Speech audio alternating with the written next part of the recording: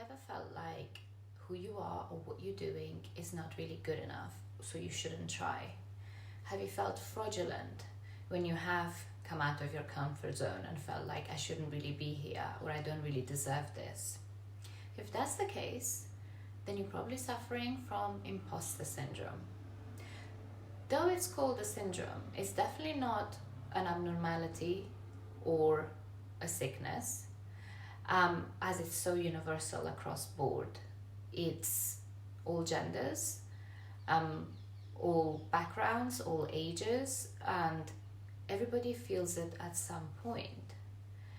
It's not even associated with depression and anxiety or self-esteem. So what is imposter syndrome and why do we feel it? Welcome to my page. I'm Hamasa, and on this corner of the internet I look at personal development, mental and emotional well-being, as well as day-to-day issues. If you haven't subscribed already, please do so that you're up to date with all my content. So imposter syndrome, like I said, the name itself could be quite misleading, and it's definitely no syndrome. It's just the term to describe feeling like you're fraudulent or you're basically being an imposter. Is like when I go on a photo shoot and as a model I pretend to be a bride or a mother or play a role that I'm not usually, that is not who I am. So in that sense, that's how you feel living your life. You are being an imposter. You shouldn't really be there. You're not deserving of it. You don't have the capabilities or the skill.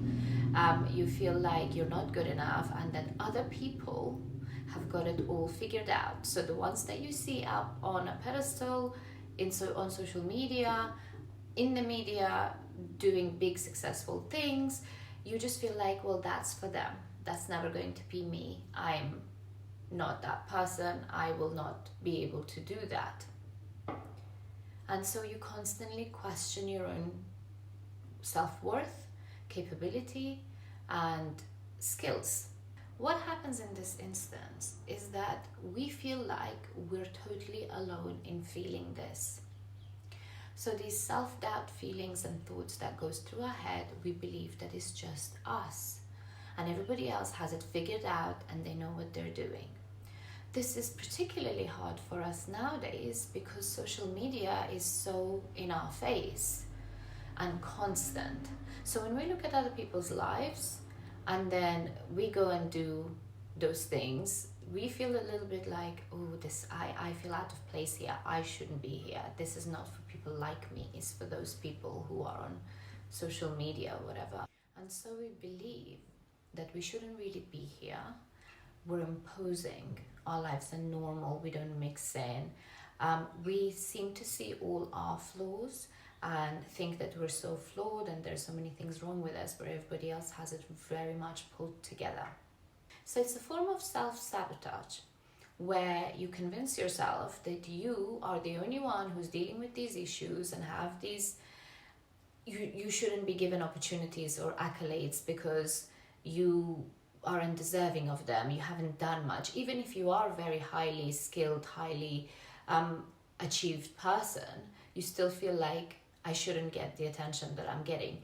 Two of the most famous people in the world, I could say, Einstein and Maya Angelou, both felt this and apparently had huge problems with imposter syndrome, where they felt like their accomplishments and discoveries and work didn't deserve all the attention that they received, that they weren't doing anything special, that they were just trying to, and in their head, they just were never good enough. And no matter what they achieved, they still felt like, why is everybody making a fuss over this? So it doesn't matter what sort of background you come from or how much you've achieved in life. If you feel like this at certain times, especially in the work environment, then it's obviously going to stop you from your performance, and it falls into this sort of self-fulfilling prophecy where you believe you're not good enough, so you perform at your worst or at your least effort.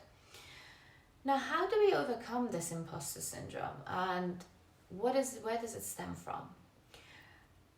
Psychologists believe that it stems from childhood. So as a kid, you can't seem to wrap your head around that your parents were once children and they were like you, because you see them as so capable, as so pulled together, as the person that drives a car and does all these things. So there's a big disassociation between being a child and being an adult. In your childish head, you believe that they're so different to me and they're like a different creature.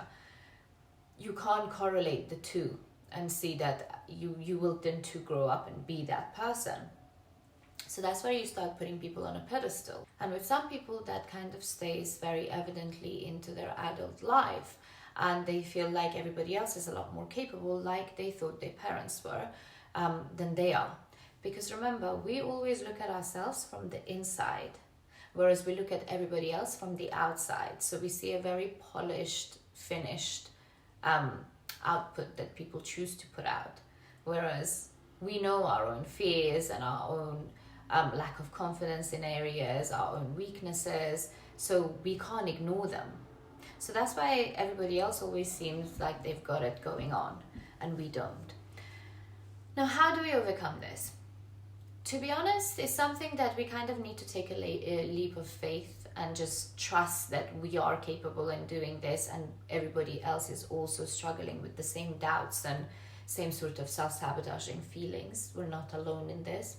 And secondly, when it comes to work environment and places where you can get feedback, for people who suffer with the imposter syndrome, you always fearful of the feedback because you don't want to hear your worst fears. You will, in your head, you've already convinced yourself that it's going to be bad anyway. So to overcome that, the best way to wrap your head around it is that even if the feedback is bad, then at least I know what areas I need to work on to improve. And if I don't know, then I don't know what I'm doing. So the more you're vocal about it and you ask for where I stand, what do I need to do, how am I doing, and the positive feedback that you get, you should store in a little mental memory box in your head and just revisit that every time you start feeling doubtful of your skills and abilities. And the more we talk about this to our colleagues and friends and other people, we will realize that they're exactly like us. They also have their doubts and they have their fears, and they too worry about taking a leap of faith and taking risks and doing things. Understanding that and wrapping our heads around it will really get this notion of us and them out of the way. And there is no, just because we feel fragile in certain areas, it doesn't really create separation between you and the people around you, and it doesn't make you any less capable. If you too were in any of their positions, you would be doing exactly as they do. So it's important to recognize and know your skills and understand that this feeling that you're feeling, you're not alone in this. Everybody around you also goes through these exact same thoughts and feelings, and despite that, they get on with it. So can you. I hope you guys found this helpful. When I first heard the term imposter syndrome, I completely had the wrong impression and thought, ooh, what does that mean? Is it like some sort of split personality or something, or some sort of syndrome? But looking into it more, I understood that it's something that I've also felt and experienced, and many people around me and many people that I speak to online also go through, and it's a very universal, normal feeling. So when the suggestion came through in my Q&A box, I thought I should definitely cover it because I definitely was misunderstood myself on the topic, and I feel like the more we talk about it, the less stigma it is about feeling not very confident at times. I hope you guys found this helpful. If you have, please do share this with someone, like and comment on this video, subscribe to my page, and I will see you guys here again soon. Thank you for watching. Mwah.